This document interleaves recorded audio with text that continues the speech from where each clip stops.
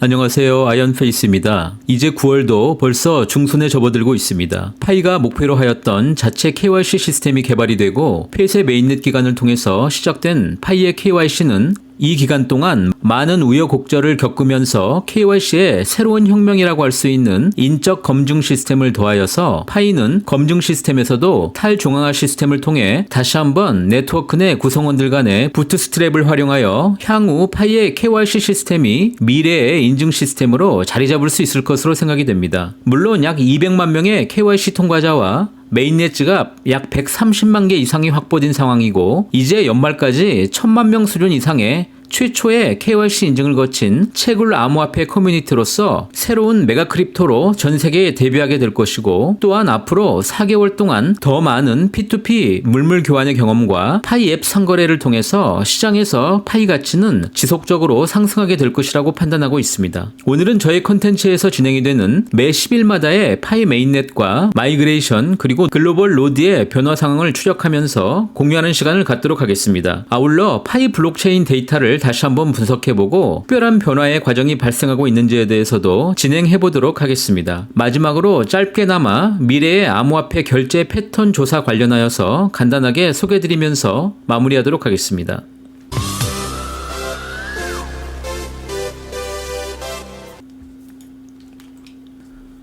먼저 오늘 첫 번째 주제는 지난 10일간의 파이 네트워크 글로벌 노드 현황에 관한 주제입니다. 지난 10일간 파이의 글로벌 노드는 약 2698개가 증가하여서 2.6%가 증가하였습니다. 이 중 베트남이 약 833개의 노드가 증가하면서 3.96%가 증가하여 1.73% 증가에 그친 한국을 다시 2,400여 개의 차이로 2위를 유지하고 있습니다. 꾸준한 증가세를 보이고 있는 대만과 미국은 각각 1.39%와 2.29% 수준으로 그 뒤를 따르고 있습니다. 이번에 눈에 띄는 점은 6위인 일본이 아직 비중이 매우 작지만 8.6%가량이 지난 10일 동안 증가하였습니다. 거의 탑5 국가의 증가분이 전체 노드수 변화의 대부분을 차지하고 있다고 말할 수 있습니다. 지난주 모더레이터를 통하여서 전달된 파이 서버 이전 작업 마무리 이후에 대부분의 파이오니어들은 노드 점수가 다시 복귀하고 있습니다. 특히 기존 버전의 도커가 윈도우와 램이 충돌하는 현상이 발생하고 있음에 따라서 해당 문제가 있는 노드 운영자들은 4.12 버전을 설치하시기를 당부드립니다. 특히 기본 설치 이후에는 6번과 7번의 지시사항을 참조하시고 꼭 진행하시기 바랍니다. 파이 백서에 발표된 노드 운영에 관한 정의는 다음과 같습니다. 우선 왼쪽에 노드 보상 공식을 보면 노드의 보상은 가동시간 요소와 포트 개방 요소 그리고 CPU 요소 및 튜닝 요소에 따라 다릅니다. 특히 채굴 보상 공식에 기본 10년후를 내다보는 시스템을 설정한 것을 보면 코어팀이 노드에 대해서 매우 장기적인 보상 플랜을 갖고 있다는 것을 의미하며 이미 우리는 현재의 채굴 역시 매우 장기적인 프로젝트가 될 것임을 잘 알고 있습니다. 파이 노드 소프트웨어는 특정 노드가 활성화된 시간을 추적하게 됩니다. 개방형 네트워크 단계에서 시작하여서 주어진 특정 시점에 기능적으로 실행 중인 노드만 활성으로 간주되는 방식으로 이러한 주기적인 점검을 통해서 오픈 메인넷 노드의 자격 여부를 결정하게 될 것입니다. 그러나 마이닝 보상과 관련된 과거 데이터의 경우에 노드 앱이 열려 있고 기능적으로 실행되지 않더라도 인터넷에 연결되어 있는 노드가 활성으로 간주가 됩니다. 이번엔 메인넷 마이그레이션의 변화입니다. 지난 10일간 총 10억 7,911만 개의 파이가 메인넷으로 이전이 되었습니다. 이것은 지난 10일 전보다 약 4.32%가 증가된 것이며 9월 3일 당시 5.39% 증가 대비 아마도 서버 이전에 따른 KYC 지원의 효과라고 판단이 됩니다. 현재 전체 락업은 약 8억 3,900만 개 수준으로 전체 물량의 77.8%가 동일 수준으로 유지가 되고 있습니다. 한편 지난 10일 동안 메인넷 지갑은 약 5만 8천 개가 증가하여서 4.4%의 증가율로 현재 약 135만 개의 지갑이 메인넷에 형성이 되어 있습니다. 따라서 현재 개인 지갑당 이동된 파이는 약 798개의 파이로 10일 전에 802개에서 700대 수준으로 하락하였습니다. 락업을 감안한 개인 지갑당 사용 가능 파이의 수는 1인당 177개 수준입니다. KYC 진행 과정과 마이그레이션이 분산이 되면 될수록 락업 후 개인당 사용 가능 물량은 서서히 더 줄어들 것으로 전망이 되고 있고 전체 KYC 통과 200만 명 대비 메인넷 지갑은 67.5% 수준으로 형성이 되어 있습니다. 역시 메인넷 지갑 완성 과정에서도 지속적인 KYC의 진위 여부에 대한 스크리닝 작업이 반복될 것으로 예상이 됩니다.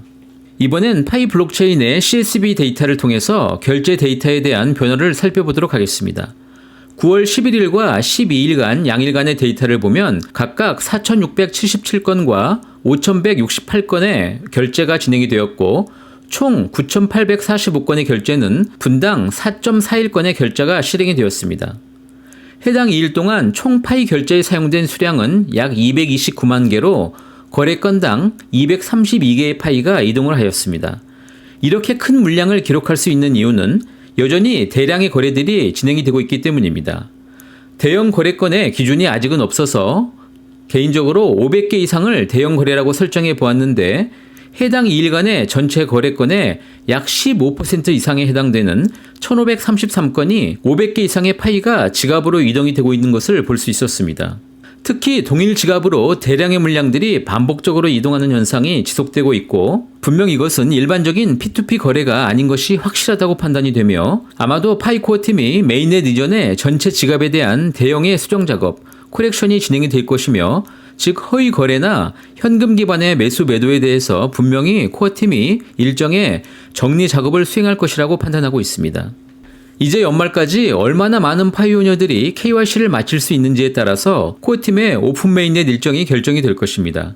물론 그 기간 안에 추가의 해커톤을 통한 파이 앱의 개발 과정이 함께 진행이 되어야 할 것입니다. KYC를 통과한 파이오니어의 물물 교환 참여가 지속이 되고 있는 가운데 현재까지 KYC가 검토 중인 파이오니어들과 아직 오픈 기일을 기다리고 있는 50% 가까운 파이오니어들에게는 KYC 관련 공지보다 더 중요한 이슈는 없을 듯합니다. 어제 파이코 팀의 커뮤니티 운영 총괄인 수아로 퍼델은 파이 채굴 앱 채팅 게시판을 통해서 KYC 관련하여서 몇 가지 이야기를 전달한 바 있습니다. 2021년 8월 파이로 영입된 수아롭은 캘리포니아주의 변호사이면서 현재 파이 커뮤니티의 운영 총괄을 맡고 있습니다. 그가 남긴 첫 번째 뉴스는 코어팀은 지난 수개월 동안 KYC 퍼널, 즉 유입 경로에 대해서 발생하였던 다양한 병목 현상을 제거해왔다고 말하고 있습니다. 결과적으로 파이의 고유한 분산형 KYC 솔루션은 점점 더 많은 파이오니어들이 접근할 수 있게 되었으며 이러한 작업은 계속 진행이 될 것이라고 말하고 있습니다. 현재 KYC의 병목 현상으로 인해서 진행이 멈춘 많은 KYC 검토권들의 진행에 대해서 밝은 전망과 함께 신규 오픈도 더 추가가 될 것이라고 예상해 볼 수가 있겠습니다. 두 번째, 코어팀은 KYC 프로세스를 진행하면서 파이오니어들에게 영향을 미치는 장애물을 매우 잘 알고 있고 우리들은 한 번에 하나 또는 몇 개의 프로세스를 최적화하려고 노력하고 있다고 밝히고 있습니다. 그러나 개별 사례들은 여러 가지 사유로 인해서 지연이 될 수도 있음을 고려해 주시기 바랍니다 라고 전하고 있습니다. 어쨌든 이러한 프로세스 최적화 관련 현재 진행 상황이 지속적으로 진행이 되고 있고 더 많은 파이오니어들이 KYC를 진행할 수 있기를 기대하고 있으며 무엇보다 코어팀은 모든 파이오니어들의 KYC를 염두에 두고 있고 결국 모두 함께 KYC를 통과하게 될 것이라고 말하고 있습니다. 그동안 창업자 니콜라스 박사가 진행해오던 파이오니어들과의 직접적인 소통은 향후엔 커뮤니티 디렉터인 수아롭을 통해서 진행이 될 것으로 예상하고 있습니다. 오늘도 많은 파이오니어들이 파이의 개인 간 P2P 결제에 참여하고 있고 무엇보다 많은 사업가분들이 자신의 사업장에서 파이를 결제 화폐로 채택하고 파이코인이 사회적 채택으로 진행이 되도록 그 명성을 쌓고 더 많은 외부 소비자들에게 노출을 진행시키고 있습니다. 파이 결제 매장을 운영하고 계획하고 계시는 많은 사업가분들의 용기에 진심으로 응원의 박수를 드립니다. 현재 이러한 준비를 남들보다 먼저 진행하고 투자하고 계시는 사업가 여러분들이 가까운 미래에 꼭 큰 성공을 거둘 수 있을 것이라고 말씀드릴 수 있으며 이러한 증명이 가능한 자료를 통해서 말씀을 드리면서 오늘 영상을 마무리하고자 합니다. 지난 4월 미국 마이애미에서 개최되었던 비트코인 컨퍼런스에서 발표된 암호화폐 채택 관련 전 세계 조사에 대한 자료의 도입부를 공유드리면서 마무리하도록 하겠습니다. 해당 조사 내용은 상당히 광범위하고 개인 소비자층과 기업들을 동시에 조사한 방대한 자료이므로 추후에 여러분들과 다시 공유하는 시간을 가질 예정입니다. 오늘은 먼저 개인 소비자들의 의향조사의 도입 부분에 대해서 공유하고자 합니다. 이번 조사는 전 세계 11개 국가의 18세와 35세 사이의 일반 소비자층 총 3만 명을 상대로 조사되었으며 암호화폐 결제 관련 2022년 이후에 그들의 의향을 묻는 조사로 진행이 되었습니다.